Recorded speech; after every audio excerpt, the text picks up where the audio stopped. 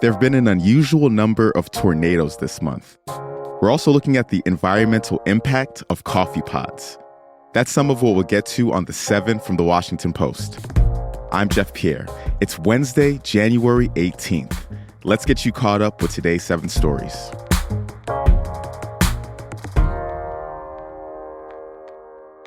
First up, a helicopter crash in Ukraine killed a government minister and more than a dozen other people. The crash happened this morning near a kindergarten in the city of Brovary, which is just outside of Ukraine's capital, Kyiv. The cause isn't clear yet. Police say that Interior Minister Denis Monastyrsky, other officials, and 3 children were killed. More than 20 other people were injured, including children.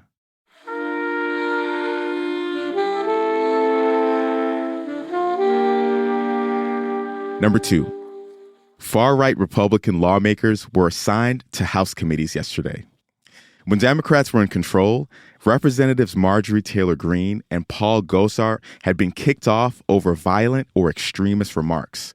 Now Greene and Gosar, along with other allies of former President Donald Trump, are on a committee that plans to investigate President Biden, among others. And aside from the committee news, you can expect to hear a lot about the debt ceiling. The Treasury Department says that the U.S. will begin taking extraordinary measures to stay under the limit tomorrow. Number 3. A Massachusetts man has been charged with murdering his wife. This case has been drawing national attention. Anna Walshe, a real estate investment manager and a mother of 3, was reported missing 2 weeks ago. Police suspected her husband, Brian Walshe, who had been under house arrest for selling fake Andy Warhol paintings. Officials weren't able to verify some of his actions after Anna went missing, and they say he bought hundreds of dollars of cleaning supplies. Here's Norfolk District Attorney Michael Morrissey announcing the charge yesterday.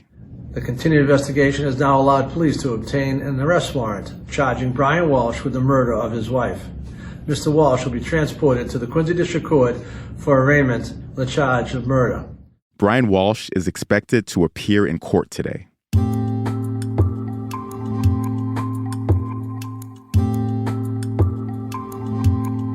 At number 4, more details have emerged in a plot to shoot at the homes of New Mexico Democrats. Police say that Solomon Peña, who lost the race for the state legislature in November, paid people to fire on the houses of 4 Democratic office holders. He was arrested on Monday. The 39-year-old complained that his defeat was rigged, according to documents released yesterday, echoing former President Trump's false claims. Number 5. There's been an unusually high number of tornadoes this month. They've struck the South, the Midwest, and California. More could hit the South today, and this is just 6 days after tornadoes killed 10 people in Alabama and Georgia. Early reports suggest that there have been 124 tornadoes in January. That's much higher than the national average of 36 for the month. So why is this happening? The short answer is abnormally warm air. It's being driven by climate change, and it's probably boosting the flare-up.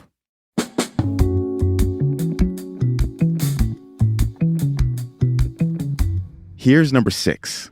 Ohio legally redefined natural gas as green energy this month. According to a Post investigation, dark money groups, including one tied to the gas industry, helped state lawmakers push the clean energy narrative.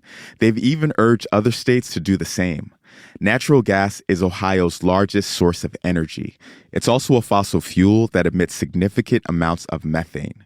And methane is the second largest greenhouse gas contributor to climate change.